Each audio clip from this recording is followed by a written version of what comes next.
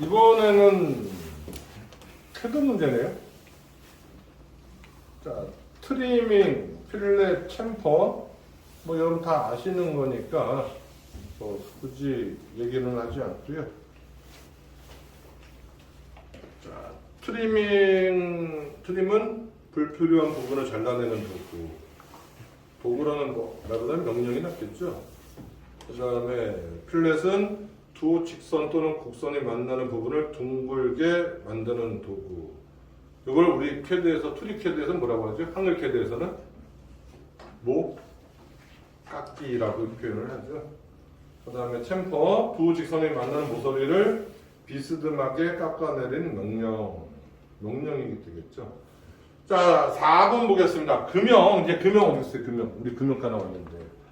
자, 이걸 뭐라고 해요? 이걸 금형에서 생산된 부품을 쉽게 빼낼 수 있도록 하기 위해서 부품의 수직면에 주는 정사각을 뭐라고 합니까? 오, 금형값 옆에 있는데 그 옆에가 말했어. 그래가 자, 일반적으로 그 재질에 따라서 달라지지만 0.5도에서 1도 정도 주지요. 그럼 여기서 문제 한번 이렇게 한번 얘기를 맞춰보세요. 여러분들 다 알고 있는 것처럼 그 홍덕대왕 신종, 에밀레종이라는 게 우리나라 종의 특징이 뭐예요? 요 아래가 우물어져 있잖아요. 그렇죠? 그렇죠? 그 다음에 우리나라는 여기에 용이 이렇게 여기에다가 걸죠. 손정에. 자, 그 다음에 여기가 오므라들어 있잖아요. 그리고 우리나라는 하나가 여기에 소리통 혹은 한자는 반양 음통이라고 하는데 여기 당자가 있고 공이가 당자를 때리면 파열음은 이 소리통 반양 음통을 빠져나간다는 말이죠. 그리고 종이 떨면서 나는 소리가 나는 특징이 있고 서양종은 다 이 아래가 벌어져 있잖아요. 중국종도 마찬가지예요. 그런데 이 아래에 이렇게 항아리 같은 게 묻혀있거든요. 우리나라는. 보셨어요? 이게 종이 여기가 이렇게 연결되게 돼 있어요. 선이. 그래서 종이 떨면서 났던 소리가 여기 부딪혔다가 다시 튀어나오면서 종을 또 치게 되는 거죠. 그래서 우리는 맥놀이가 있다고 표현을 한 거예요. 종이 울렸다가 닫았다 다시 커지는 현상. 근데 이걸 얘기하고 싶은 게 아니고 이게 청동 주물이란 말이에요. 위에 거 빼고. 주물이면 아까 빼기 구배도 얘기를 했었는데 일단은 틀을 만들었을 때 틀을 이렇게 틀을 만들고 여기에다가 하형을 만들겠죠. 하형 틀을 이렇게 만들고 그 다음에 여기에다가 상형 틀을 일치가 되겠죠. 여기는 상형 틀을 이렇게 공간이 되게 이렇게 만들어서 여기에다가 통동물을 쓴물을 줄 텐데 질문 이거 하형하고 상형을 어떻게 조립을 할까요? 실내시 때 이 아래가 목이 작으니까 여기를 긁으면서 지나갈 건데 다 그치? 어떻게 조립을 할까요?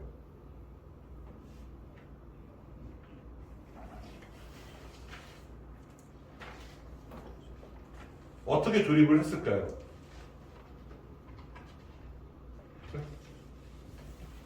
서양종, 중국 쪽의 서양종은 아래가 넓으니까 그냥 위에서 씌우면 돼요.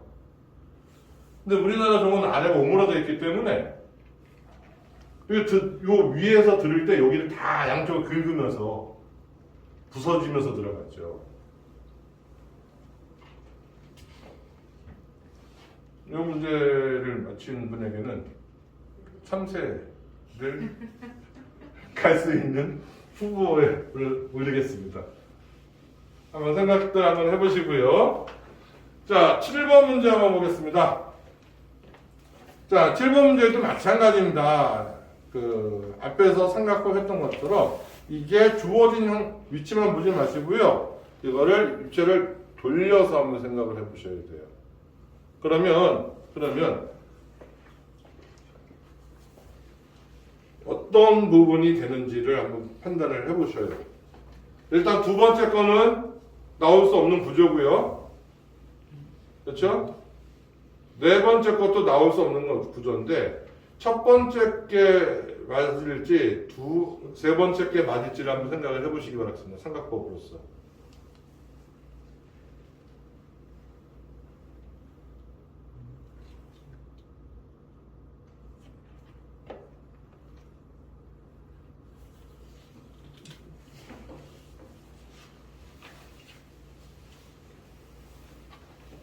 어떻게 돼요? 네, 이건 1번이 그럴 수밖에 없죠. 이런 문제가 삼각법에 대해서 얼마나 이해를 하고 있는지를 나타내는 문제입니다. 한번 천천히 한번 문제를 다시 한번 훑어보시기 바라겠고요. 자, 앞에 시간에 제가 말은 이게 뭘까요? 라고 물어보고서 답을 안 했던 문제가 있습니다. 그 문제에 대한 답이 여기 나오네요. 자, 8번을 한번 보겠습니다. 자, 도면을 보게 되면 형태가 이렇게 돼서 여기에 이렇게 있네요. 그리고 가운데에 있고 그 다음에 여기에 중심선이 나왔고요. 그 다음에 여기에 치수선들이 이렇게 돼서 여기까지 치수 하나, 여기까지 치수 하나, 여기까지 치수 하나 이렇게 나와 있죠. 그 다음에 여기도 이렇게 치수 하나 나와 있고 이렇게 치수가 나와 있고 이렇게 되면은 여기가 나와 있고 자 어디부터 여기에 나올 요거는 여기부터 볼까요? 요게 무슨 선이라고요? 요 선이? 치수 선 그쵸? 치수선이 되겠죠. 자 그 다음에 요 선은요? 치수 보조선인데 자 그러면 여러분들 여기에 나오는 이 선하고 여기에 나오는 요 선은 이것도 역시 치수 보조선이 되느냐? 우리나라에서는 치수 보조선이라고 얘기를 하거든요. 그런데 이 선이 가공의 기준이 된다고 해서 이거를 치수 보조선 중에서도 이 선에서 여기까지, 이 선에서 여기까지, 이 선에서 여기까지, 여기서 여기까지, 여기서 여기까지 그걸 기준선이라고 얘기를 합니다. 일본에서는. 그래서 여기에 7번이라고 되어 있죠. 7번이 기준선을 의미하게 되고요. 자, 나머지 것도 계속 보면은, 자, 여기에 화살표가 있단 말이에요. 여기 화살표. 자, 여기 화살표. 자, 요 화살표를 뭐라고 했냐면, 우리 여기 요 화살표를 그냥 화살표라고 하죠. 근데 화살표라고 하지 않고 뭐라고 했어요, 여기서는요? 근데 지금 중요한 게 단말기호예요, 단말.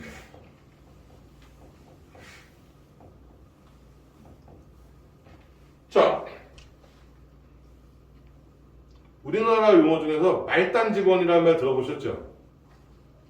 말단이 가장 끝에 있다는 얘기잖아요. 그런데 우리는 기호에서는 문법상 단말이 맞고요.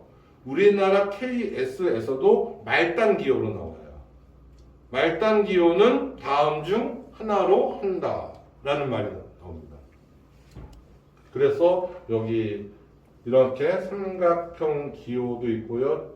직삼각형 기호도 있고 그 다음에 열린 기호도 있고 점도 있고 45도 병사진 선도 있고 다 말단 기호로 얘기를 한다. 우리나라 일본뿐만이 아니라 우리나라도 이렇게 표현을 하고 있습니다.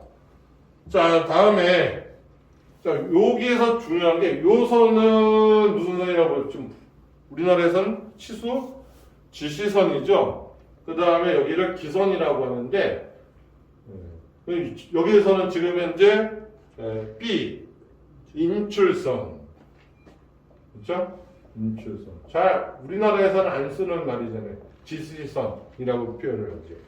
그러고 난 다음에 C가 요게 우리나라는 기선이라고 불러주는데 이거를 참조선이라고 얘기를 하고요. 자, 여기에 14에 뭐라고 적혀 있어요? 여기 참조선 위에 14 옆에 뭐예요? 길이. 네. 길이가 뭘까요? 그렇죠. 평상적으로 구멍이고요. 송곳으로 구멍을 뚫던 아니면 드릴로 구멍을 뚫던 그냥 구멍이에요. 공문을 썼다는 거죠. 자, 그런데 중요한 게 송곳이든 드릴이든 간에 이런 것들은 나타나는 형상이 삼각형이 아니라 원형이 되겠죠. 그래서 일본에서도 파이를 생략을 합니다. 우리나라에서도 10의 드릴 혹은 10의 D라고 하게 되면 옆에 드릴로 가공했을 때 파이 기호가 올 수를 생략할 수 있어요. 우리나라도 생략할 수 있는 거예요. 이거는 우리나라는 일본의 영향을 받았다고 볼 수밖에 없죠. 길이라고 나오게 되면 파이를 생략할 수 있다는 얘기입니다. 원형이라는 의미를 갖게 되는 거고요. 자, 다음에 여기에 치수가 하나 들어가 있네요. R 이었을 때 요 R이 무슨 기호냐는 얘기야. R. 요 R이. 요게 치수 보조 기호. 치수 보조 기호는 많죠. R뿐만이 아니라 파이도 들어갈 수 있고 C도 들어갈 수 있고 T는까지 그렇죠? 다 치수 보조 기호가 되는 거죠. 치수 뒤에 오는 거는 요거는 다 뭐가 돼요? 가공 기호죠.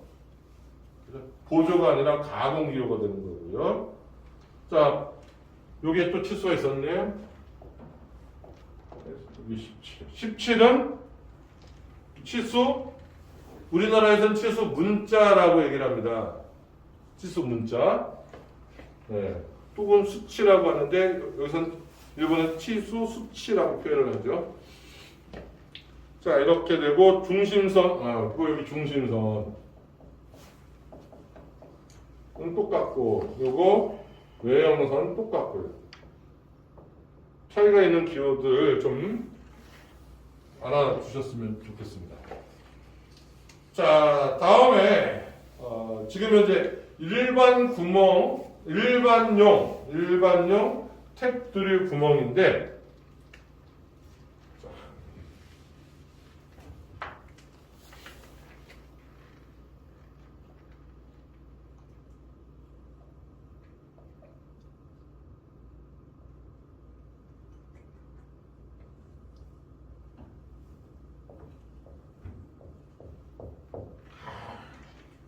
대충 드릴이라고 생각해 주세요. 드릴을 그렸습니다, 제가. 자, 이런 거를 드릴을 구멍을 뚫었어요. 이렇게 다 뚫으면 어떻게 돼요? 관통이 되겠죠. 관통. 그런데 드릴을 구멍을 뚫다 말았어요. 이렇게 뚫다 말았어요. 그럼 구멍의 깊이를 써야겠죠. 구멍의 깊이를 어디까지 구멍의 깊이라고 합니까? 여기까지요? 여기까지. 어디가 구멍의 깊이가 돼요? 예를 들어서 이거를 파이가 8mm인 드릴로 한번 떴어요. 그럼 파이 생략해도 되죠? 여기에 깊이 10이라고 적으면 10이 여기에요? 여기까지예요? 위까지? 네. 8이 되는 깊이가 10이에요. 8이 되는 데가. 근데 우리 도면에서 이게 도면에서 이렇게 표현이 되어 있는데 이렇게 뽑아 되어져 있고 여기에 중심선이 있고 요거 관계 없는 겁니다. 여기에 파이 3 드릴 이라고 표현을 하게 되면 역시 파이 생략할 수 있죠. 자, 그러면 요 깊이가 얼마예요? 깊이가 안 썼어. 네? 그렇죠? 안 썼으면 지수는 관통으로 봅니다. 우리나라 많이 따라왔고요. 그래서 우리나라는 이렇게 관통이라는 걸 확실하게 해주기 위해서 여기다 관통 혹은 스루라고 아예 표현을 해주죠. 그런데 없어도 일본은 관통으로 본다. 자, 그런데 일단은 드릴로 구멍을 뚫고요. 드릴로 구멍을 뚫었어요. 이만큼. 아예 관통시켜버릴까요? 관통시켜버리면 됐는데, 관통시키면 안 되겠구나. 이렇게 뚫은 다음에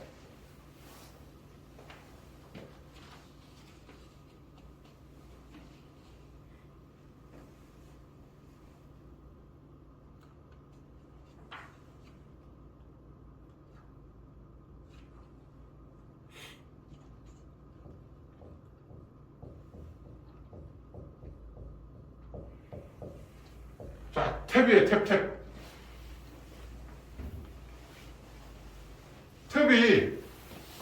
탭은 납끝이 이렇게 뾰족하지가 않아요. 그래서 반드시 구멍이 있는데 탭이 들어가야 된단 말이에요. 그리고 여기를 확대를 해서 보게 되면 실질적으로 구멍을 뚫고 난 다음에 여기를 이렇게 여기다 나사산을 바깥쪽으로 커지겠죠. 그리고 관통이는 상관이 없는데 관통이 안 되면 여기서는 회전하는 속도하고요. 요 회전하는 속도하고 내려오는 간격이 일정해야지 피치를 맞춰줄 수가 있거든요. 근데 이 끝이 여기 맞닿게 되면은 더 이상 내려갈 수 없고 그 자리에서 돌 수밖에 없기 때문에 여기에서 가공된 나사산이 뭉개질 수밖에 없단 말이에요. 그래서 나사산의 깊이보다도 드릴 구멍의 깊이는 훨씬 깊게 가공을 해야겠죠. 자, 그런데 마저 표현을 한다고 하게 되면 이거를 좀 더 정확하게 표현을 한다고 하면 여기가 이렇게 표현이 될 겁니다. 그렇죠? 그러면 만약에 이게 m이 8이다라고 하게 되면 그럼 여기서 가공이 되는 이 부분에서 여기서부터 여기까지가 m이 8이거든요.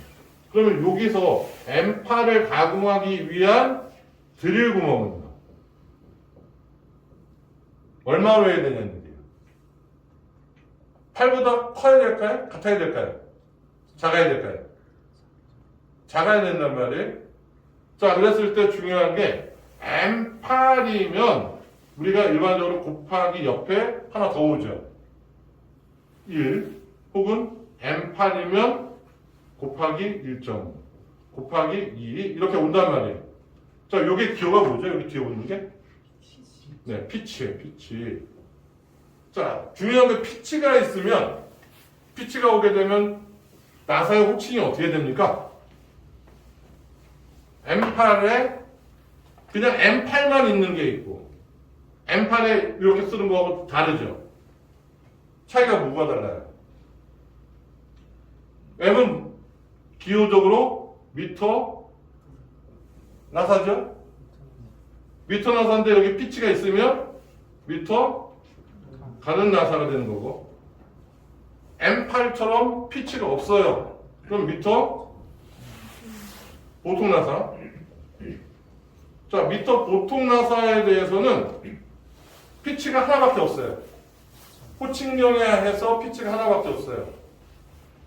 그런데 미터 가는 나사는 피치에 대해서 호칭력에서 피치가 여러 개가 올 수 있단 말이에요.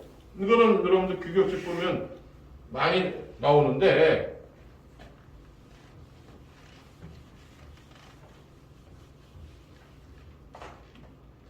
그렇게 미터 보통 나사는 호칭이 커지면 피치도 같이 커져요.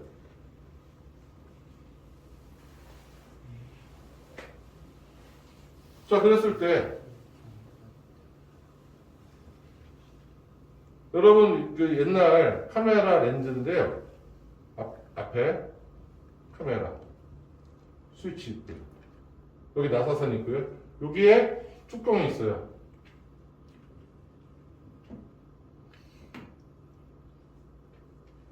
이렇게.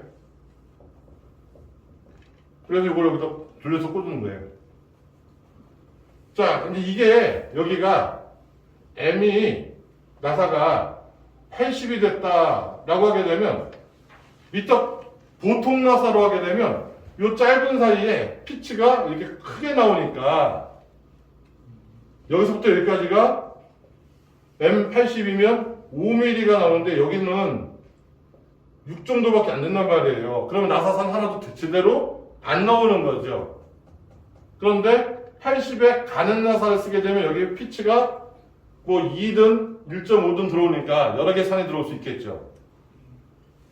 그래서 가는 나사는 반드시 피치를 써주고 보통 나사는 피치를 안 써준단 말이에요. 근데 문제는 이 가는 나사에서 M8 곱하기 1이면 M8 곱하기 1이면 이거 지웠네. 이거 지웠네요.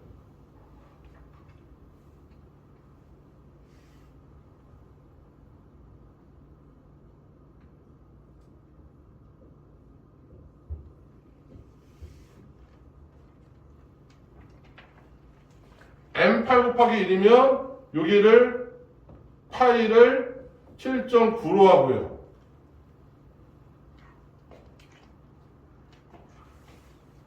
죄송합니다. 7.9가 아니라 7. 그 다음에 M8 곱하기 1.5면 파이를 6.5로 하고요. M8 곱하기 2면 파이를 6으로 하고요. 차이가 무슨 차이예요? 차이가 호칭형에서 피치를 뺀 거예요, 그냥.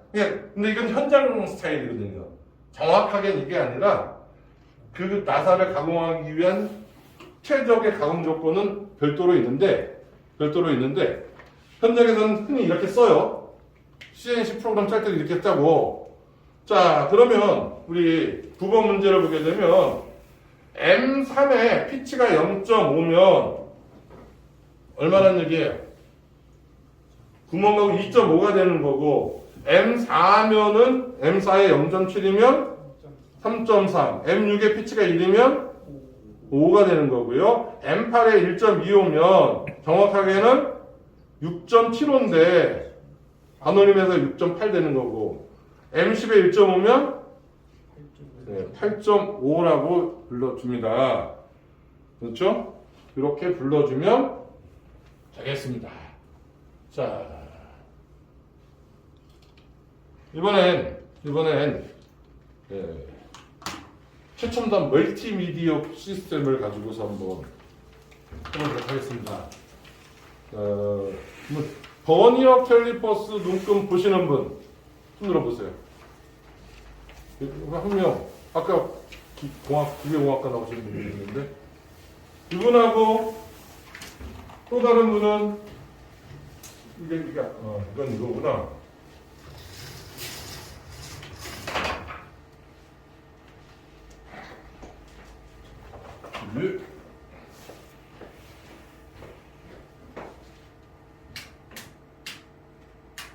예.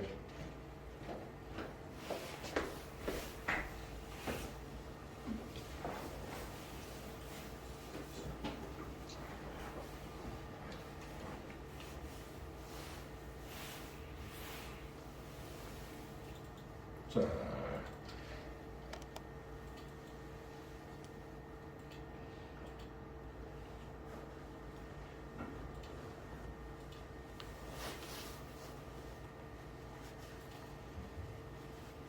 버니어 캘리퍼스 먼저 하겠습니다.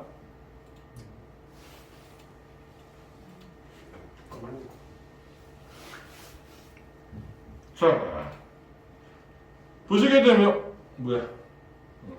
마우스가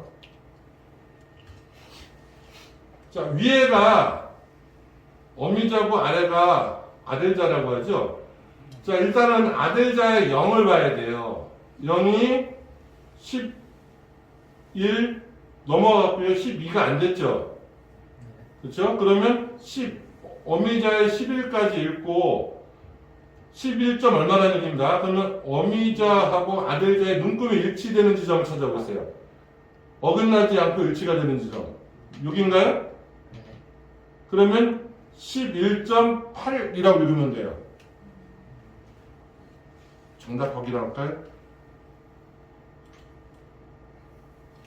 그렇죠? 자, 그럼 요거는 얼마가 돼요? 11, 12, 13. 13에 일치되는 부분이 네. 얼마에 13.85, 13.85가 되는 겁니다. 그렇죠? 자, 하나만 더 하고, 자, 요겁니다. 요거는 일단은 5에다가 6이죠. 6에다가 일치되는 게 6.2. 그렇죠? 네, 이게 6.2가 되는 거고요.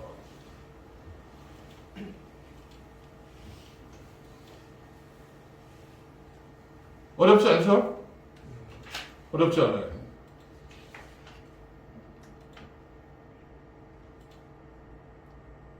자, 여기는 마이크로미터입니다. 자, 마이크로미터는 일단 여기서부터 슬리브에 1, 2, 3, 4, 5네요. 그러면 0.5, 1, 1.5, 2, 2.5, 3, 3.5, 4, 4.5, 5. 여기는요. 5.5에다가 4, 5, 4, 6이죠.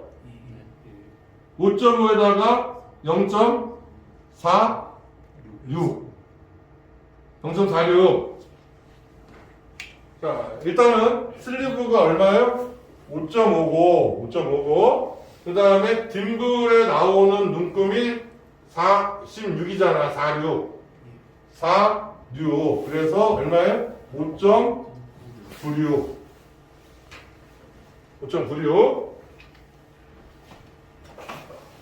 자, 두 번째 거.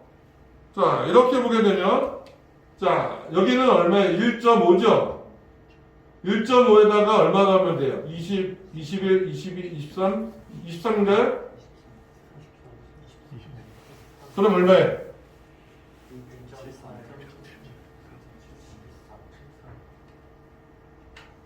그렇죠? 자, 지금 우리 요 문제지에 버니어 캘리퍼스나 마이크로미터 눈금 있는 게 총 3문제가 나옵니다. 자, 여기는요. 자, 슬리브가 0.5죠. 0.5고 딤블의 눈금이 일치가 되는 데가 어디예요? 10. 그러니까 0.6이 된다는 얘기입니다. 0.5. 슬리브가 0.5. 여기는 0.1. 그래서 자, 이렇게 가볼까요? 계속 이거야. 요거는 연습 4번. 자, 4번이면 1, 2, 3, 4죠. 4에다가 25, 26, 27, 28. 여기 일치가 됩니다. 28. 4.28.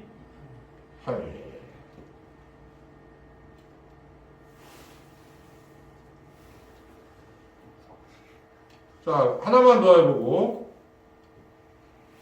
자, 그럼 어떻게 돼요? 여기는 1, 2, 3, 4에다가 4.7? 10이 됐어요, 안 됐어요? 07이지. 어? 10이 안 됐잖아. 어디를 봐야 돼요? 요 슬리브의 요 축과 일치되는 요 눈금을 봐야죠. 요 눈금. 요 눈금이 여기서부터 7이 아니라 그죠? 7인데 07.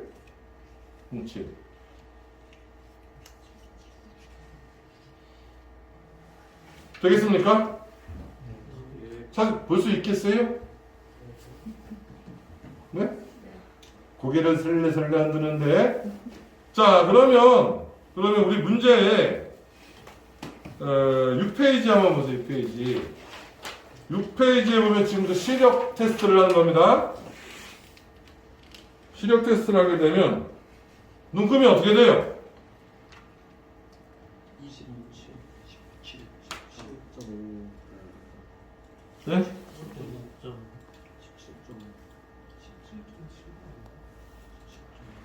일단 슬리브가 어디까지 갔어요? 15, 16, 17, 17점. 네, 17.5까지 간 거죠. 자, 17.5에다가 뒷불의 눈금이 어떻게 돼요? 0.29 17.5에다가 0.29 더하면 17.79 되겠습니까? 예. 네? 정답 2번으로 됐어요. 아니 그러니까 시력 테스트 해야지.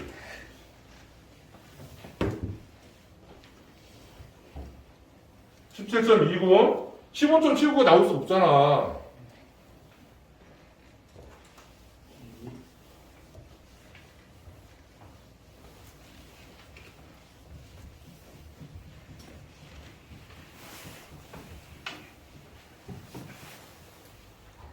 자, 그래서 17.29. 자, 다음 문제 한번 보겠습니다. 아, 이거 진짜 재밌는 문제 나왔네. 최대 허용 치수. 자, 일본에서는 최대 치수. 허용자를 주로 빼요, 현장에서는. 우리나라에서도 허용이라는 말을 써도 의미는 통하기 때문에 많은 생략들을 하지요. 자, 그러면 일단은 축에 대한 치수 보겠습니다. 축이 30에 파이가 30에 H7 라지 H7 H7 그 다음에 축이 파이가 30에 G 스몰 G6. 자, 그 옆에 보면 표가 있죠. 이게 지스 공업 규격입니다. 지스 규격이에요. 우리나라도 이런 규격이 있어요. 여러분들 주소에다가 일반 공차 KSB 공사 12였다가 그게 바뀌었죠. KSB ISO 2768-M으로 주소 쓰잖아요. 예. 일반 공차 해놓고 가공부 KSB ISO 2768-M 그렇죠? 근데 이게 제가 최초 자격증 시험 볼 때는 가공부 KSB 0412 보통급이라고 썼거든요. 이게 쓰던 게 요게 폐지가 됐고 요게 된 거예요. 무슨 얘기냐면 KS는 5년마다 개정, 수정, 확인을 반복하거든요. 이때 ISO에 B에 2768에 요 내용이었단 말이에요. 이 내용. 표가 있었는데 표가 좀 달랐지만 이 내용이었고 이거를 폐기시켜버리고 이거를 기술적인 가감 없이 직역을 한 다음에 이렇게 만들면서 승인을 해버린 거죠. 그럼 이렇게 만들면 이거는 KS 규격도 되지만 ISO 규격도 되는 거예요. 그런데 여러분들 주조는 어떻게 돼요? 주조부 KSB 0410 나가죠. CT 10등급 7등급 쓸 거 아니에요. 이거는 아직 이게 살아있는 거예요, 이게. ISO에도 있는데 아직 대체 승인 안 해버린 거죠. 자, 그게 아까 켰을 때 한번 들어가서 볼 걸 그랬네요. 자, 표에 보면 24 초과에서 30 이하까지는 H가 7이고 G가 6이라고 하면은 플러스 2, 1, 0. 여기는 마이너스 7에 마이너스 20. 그 다음에 30 초과에서 40 이하면 플러스 2, 5에 0. 여기는요, 마이너스 9에 마이너스 20. 자, 여기서 질문 드릴게요. 이게 치수가 30이야. 30이면 여기에 포함돼요? 여기에 포함돼요? 위쪽에. 네? 여기는 뭐야? 24. 여기 위에. 초과예요? 이하? 여기가 이상이에요? 초과예요? 여기 초과예요? 초과? 초과. 여기는 이하. 이하니까 30은 30까지지. 30 돼야 안 돼, 여기. 안 돼요. 그래서 이 표를 여기로 보셔야 돼. 여기로 보셔야 돼. 다른 거 보면 안 돼. 여기 보면 안 돼. 자, 이렇게 보고 여기에다가 요거의 단위가 얼마로 돼 있어요, 지금. 그 위에 단위 해놓고서 마이크로는 0.001, 그쵸? 1000분의 1이라고 나왔잖아. 그럼 이걸 환산을 해야죠, 일단은. 어떻게? 1000분의 1이니까 0.021 0이 되는 거고, 여기는요, 마이너스 0.007. 여기는 마이너스 0.02인데, 자, 여기서는 재밌는 게, 여기는 점을 안 찍으니까 상관없는데, 여기는 소점 이하 점을 찍혔기 때문에, 빈자릿수를 채워준다고 일반인들. 안 써도 되는데, 자릿수를 채워줘요. 자, 이렇게 해놓고 난 다음에, 그러면, 자, 30 라지 H7이라는 건 요건데, 요걸 보게 되면, 30이 얼마부터 들어가는 거예요?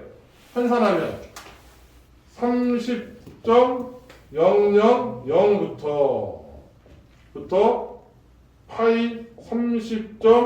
얼마? 0, 2, 1까지 가는 거고, 이 친구는 요겁니다.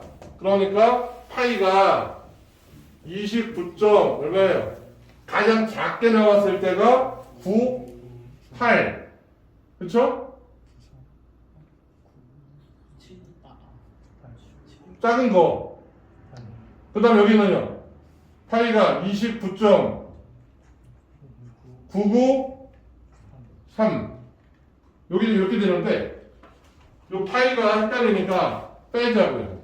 빼놓고 보자, 빼놓고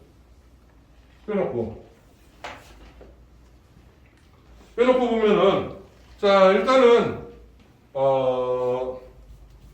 A, 그 표 안에 A는 최대 허용 치수니까 최대로 클 수 있는 치수가 이거지. 30.201. 그 다음에 최소 허용 치수는 30.0000. 그 다음에 허용 공차, 치수 공차는 최대에서 최소를 빼면 그게 허용 공차예요. 최대가 0.21에서 빼니까 얼마예요? 0.21이 이건 0점 지워 21이 공차가 되는 거고. 자, 다음에 문제가 잘못됐어요. 그 표 옆에 보면 파이 30의 G가 뭐예요? 대문자죠?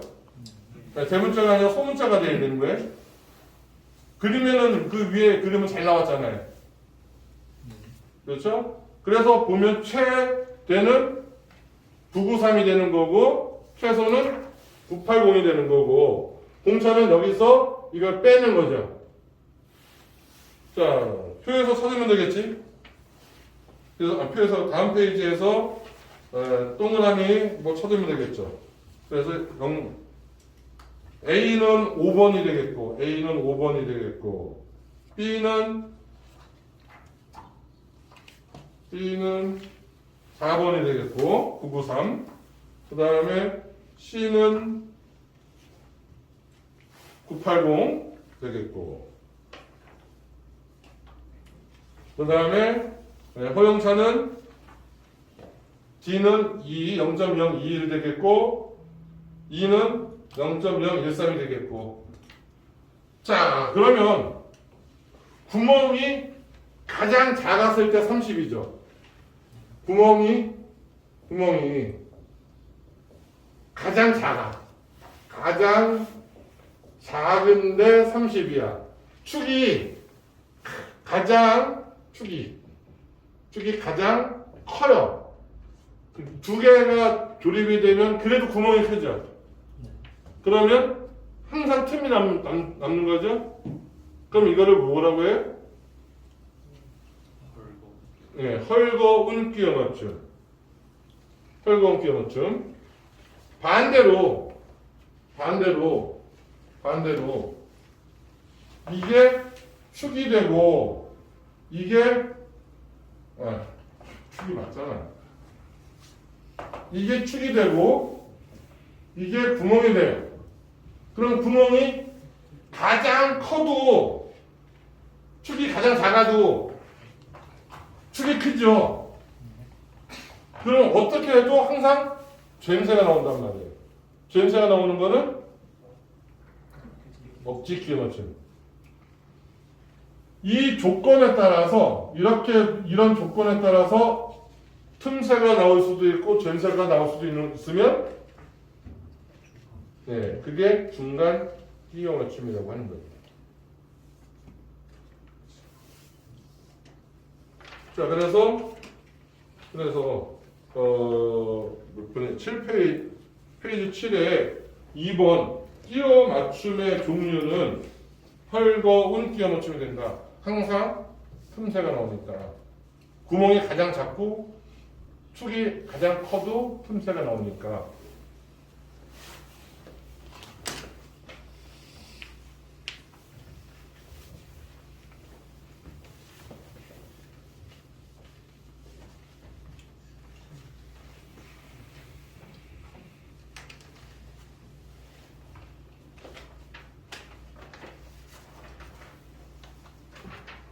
자, 11번 문제 한번 보겠습니다. 제삼각법이네. 제삼각법으로 투영이 된 거죠. 맞는 거 고르는 문제네. 자, 부습 한번 하고 넘어갑시다. 부습.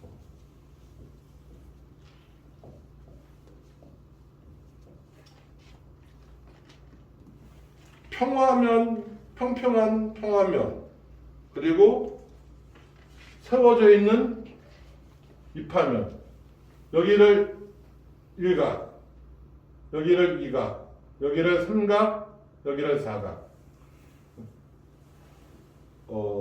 KS에서는 여기를 1상한, 2상한, 3상한, 4상한, 그리고 1상한에다가 물체를 갖다 놓고서 초상하면 일각법, 3상한에다가 물체를 갖다 놓고 초상하면 삼각법, 물체를 바라보는 방향은 같고 위에서 아래로 같고. 자, 그래서 일각법은요, 일각법은 물체를 바라보는 눈이 있고요, 물체가 있고, 물체가 존재하고, 물체 뒤에 투상면이 존재하고. 투상면. 그런데 삼각법은 눈이 있고, 투상면이 있고, 그 뒤에 물체가 존재하는 거죠. 네, 좋습니다. 자, 그러면 질문을 하나 드릴게요. 이렇게 생긴 물체를 여기서 봤습니다. 그래서 정면도가 이렇게 나왔어요. 자, 이거를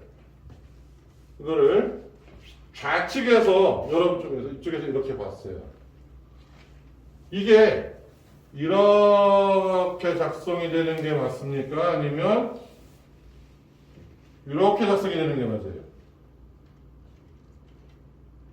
두 개. 이게 맞아요? 이게 맞아요? 네? 2번? 정면에서 본 거 좌측에서 봤어요. 여기서 이거예요? 2번이죠. 삼각법. 이거는 일각법이에요. 이거는 삼각법이에요. 삼각법. 무슨 얘기냐면 일각법은 눈이 있고 물체가 있고 투상면이 있어요. 투상면이 물체 뒤에 가는 겁니다. 물체 뒤에 있는 거예요. 그러니까 여기서 본 게 여기에 그려진다는 말이죠. 물체 우측에 그려지는데 우측에. 물체 우측에 그려진단 말이죠. 그런데 삼각법은 눈이 있고 물체 사이에 투상면이 존재하니까 투상면이 여기에 존재하니까 이렇게 그려지죠. 그렇죠? 그래서 이거를 중심선을 넣어서 삼각법 그림 기호, 이거를 일각법 그림 기호로 표현을 해요. 그렇죠? 여기서 요즘에 일각법 쓰는 나라가 있을까요? 없을까요? 일각법 쓰는 나라. 요즘에 미터법을 쓰지 않는 나라 있어요? 미국. 세 개 있어요. 전 세계. 아프리카에 하나, 동남아시아에 하나, 저기 북아메리카에 하나. 이렇게 세 나라는 미터법을 안 써요. 근데 지금 거의 대부분의 나라가 삼각법을 쓰는데 일각법, 독일이 대표적으로 일각법을 썼거든요. 그러다가 지금은 삼각법을 쓰고 있는데 왜 독일이 일각법을 썼을까요? 여담이지만 독일이 배를 만들 때요. 배가 이렇게 있잖아요. 배가 이렇게 있는데 이 배를 위에서 봤다고 생각하고 모래 백사장에다가 이렇게 그림을 그렸어요. 위에서 봤고 배가 있고 바닥에다가 그림을 그리듯이 커서 지금의 타워크레인 타고 올라가서 위에서 직접 보지만 헬기 타고 올라갈 수도 있고 그래서 독일뿐만이 아니라 그 최초 범선 만들고 할 때는 일각법으로 많이 그려졌습니다. 자, 그러면 문제 한번 보세요. 11번. 자, 첫 번째 거는 이거는 몇 합법이에요? 두 번째 거는요?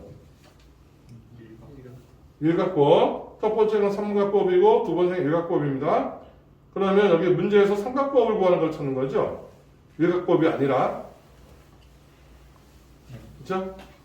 가끔 가다가 이건 일본 문제는 아니고요. 우리나라 입사시험 문제에 일각법 좀 올바른 걸 사라고 나왔던 적이 있어요.